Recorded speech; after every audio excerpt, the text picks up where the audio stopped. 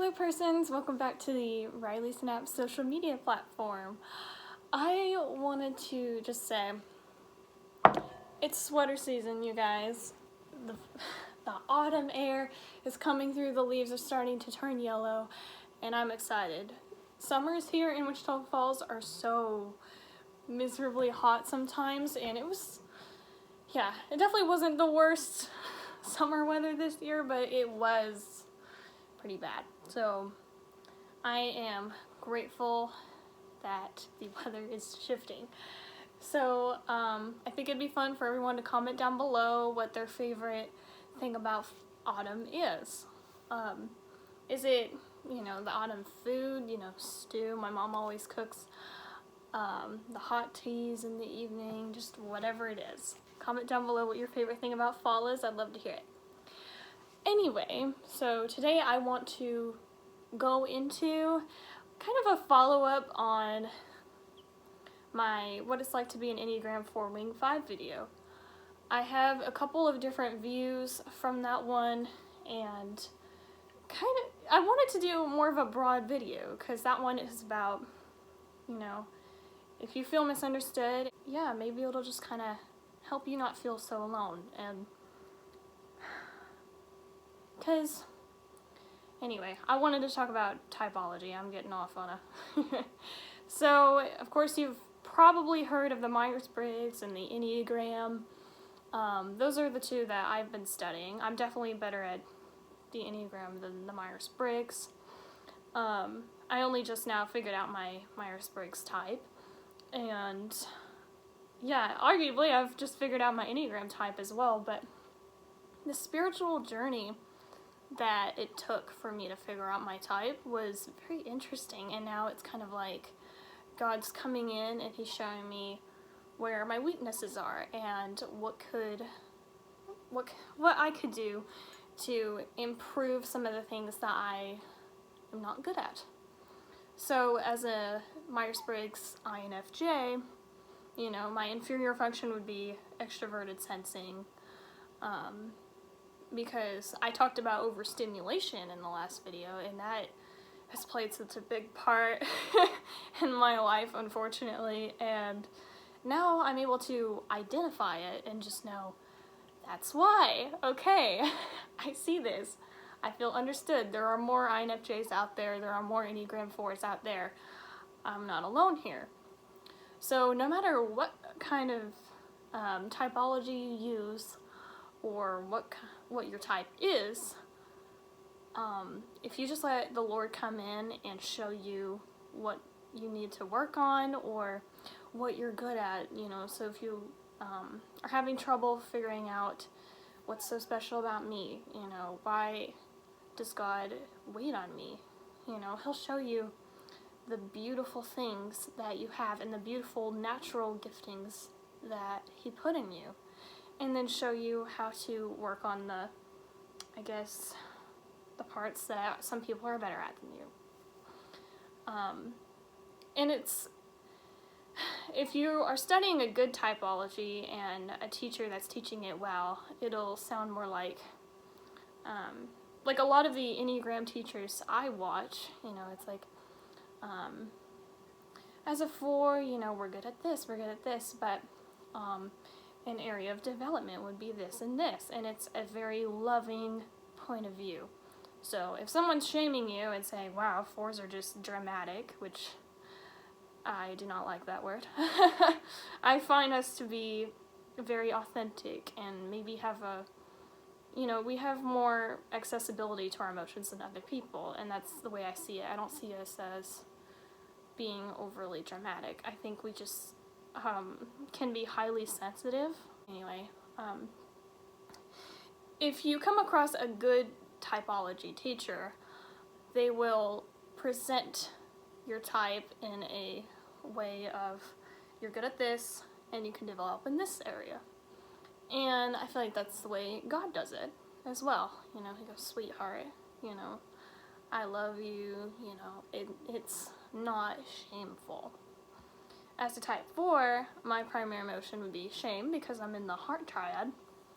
So this is something I've had to work on. So anytime a relationship has ended or I've had a hard time in my friendships, the enemy will come in and try to tell me that it was my fault, even if it totally wasn't. And it was something I realized that, and I was able to pinpoint it and put words to that struggle and to many other struggles that I was having. So think of typology as putting words to the complexities of your mind. Hold on. Okay, little secret. I literally put water in here because it is like 70, 80 degrees out. But it will be cold eventually, but till then I just have cold water in this. But I wanted to use my new mug, so. Anyway, so this of course takes me to journaling for your type. So, as an INFJ, I like to have things in lists, things organized, to be able to just look at something and go, okay, this is what needs this, and that, you know. And it kind of just helps me picture it. I'm a very visual person, I'd also say.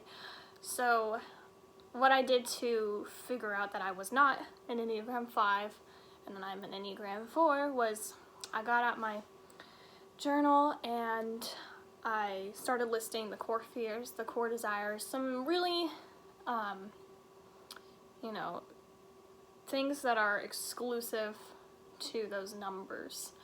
And whenever I realized that wasn't enough, I started listing the wings, you know, where do I draw from? And it took me, I guess a little bit over a year, maybe, to figure out that I was not a type 5 and I was an Enneagram 4. But what I'm saying is it's all a personal journey and process. Some people find it really quick, some people take longer, but it is freeing once you actually figure it out, because it's like, okay, it kind of, some people have trouble with this though, because they think, oh, I don't, you know, I'm going to be put in a box, and that's not at all what I'm trying to get at here. I'm sure some typologies view it that way, but the Enneagram, it really doesn't, because once you find your type, you take on many traits of, well, 5 types. So as a type 4, you have a line to 1, to 2, and then you have your wings, the 3 and the 5. So that's 5 numbers right there. And it doesn't stop there. You can always learn to take the traits of each number and try to take the best of all 9 worlds.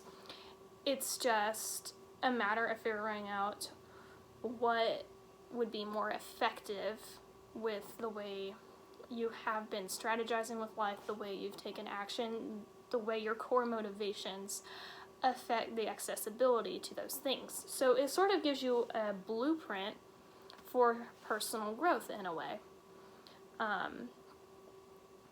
Where it gets wrong is whenever you get obsessive about typology. So I try to, you know, not ask people their type. I try to just kind of, although I'm passionate about it, you know, like I am with journaling, because I totally believe in self-growth and hearing from the Lord and becoming a better version of you and who you are in Christ. So yeah, that's my thoughts on typology. I believe it's very beneficial. The Myers Briggs has helped me. The Enneagram has helped me. Definitely go check those out.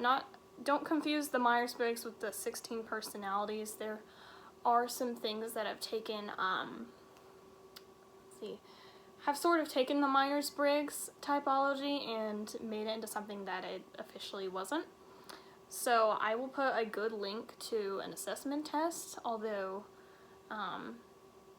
with assessments I feel like you have to take it as, okay, it says I could be this type, and it'll sort of give you a top 3 with some. And for me, whenever I did take the Myers Briggs, my top 3 that came out were INFJ, INFP, and INTJ. For the Enneagram, my top 3 was first the type 5, then the 4, and then the 8. So, It's all a process. It's not going to get it right every time. So do your research and study each type to really know. Because even if you resonate hard with a certain type, you are neglecting the possibility that you could be the other. That's exactly what happened to me with being the Enneagram 5. I was like, well, I think I'm a 6 or a 5. I can't be a 4, you know. But as I grew and I started looking into some of the heart triad numbers, I was like, you know, I actually see myself a little bit in all 3 of those, you know, and I just started, oh, the 4 has a line to 2 and it has a line to 3 and the 4 is in the heart triad, so it was lots of clarity. So anyway, I do want to caution you about that. View the test as a way to start. It'll give you the top 3, study those first, you know, and do beware of stereotypical things, because the thing with the Enneagram, for instance, you could be like an Enneagram 7 and maybe you take more traits on with the 6, and what's really happening is you might just have a really strong 6 wing, but your core desires and core fears are of a type 7. So that is a little example, and yeah, I believe I am done. I believe I have concluded this video. I will link the video of the Enneagram 4 Wing 5 that I made about a month back, and definitely go subscribe to my channel for more content like this, and I will see you guys next week. Goodbye.